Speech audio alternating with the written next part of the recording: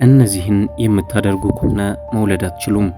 ዛሬ በጣም አሳሳቢና ጠቃሚ ጉዳይ ይዤ መጥቻለሁ። ይህም አንዳንድ የአኗኗር ዘይቤዎችና ልማዶች በመውለድ ችሎታችን ላይ እንዴት ተጽዕኖ እንደሚያሳድሩ እንመለከታለን። አብዛኞቻችን ስለ መውለድ ችሎታ ብዙም ትኩረት አንሰጥም። ነገር ግን እነዚህ ልማዶች ማስቆም አለብን። አጠር አድርጌ ላካፍላችሁ። የመጀመሪያው ማጨስ በወንዶችም በሴቶችም የመውለድ ችሎታ ላይ አሉታዊ ተጽዕኖ ያሳድራል።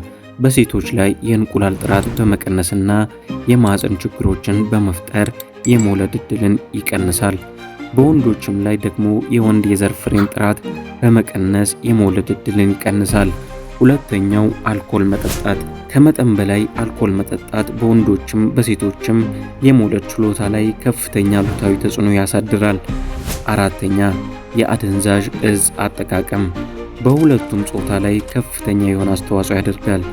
አምስተኛ ከመጠን ያለፈ ውፍረት ወይም ክብደት መቀነስ። ከመጠን ያለፈ ውፍረት ወይም ክብደት መቀነስ በሆርሞን መጠን ላይ ለውጥ በማምጣት የመውለድ ችሎታን ሊጎዱ ይችላሉ። መድኃኒቶች። አንዳንድ መድኃኒቶች ለምሳሌ ፔንኪለር አብዝታችሁ የምትጠቀሙ ከሆነ ያለአግባብ የምትጠቀሙት መድኃኒቶች ከፍተኛ የሆርሞን ለውጥ ያሳያሉ። የመጨረሻው ጭንቀትና የመንፈስ ውጥረት በሆርሞን መጠን ላይ ለውጥ በማምጣት የመውለድ ችሎታን ሊጎዱ ይችላሉ። የመውለድ ችሎታን ለመጠበቅ ምን ማድረግ እንችላለን? ጤናማ የአኗኗር ዘይቤን መከተል።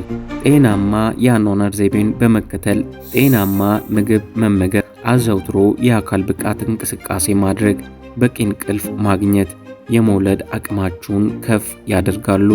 ማጨስ፣ አልኮል መጠጣትና የአንዳንድ አደንዛዥ እጾች አጠቃቀምን ማስወገድ፣ ጤናማ ክብደትን መጠበቅ፣ ከልክ ያለፈ ውፍረትና ኪሎ መቀነስ የሆርሞን ሂደቱን ስለሚያስተጓጉል መጠንቀቅ አለባችሁ። ከመጠን ያለፈ ጭንቀትን ማስወገድ፣ የሕክምና ባለሙያዎችን ምክር መከተል። የመውለድ ችሎታችንን ለመጠበቅ ጤናማ የአኗኗር ዘይቤን መከተልና አደገኛ ልማዶችን ማስወገድ አስፈላጊ ነው።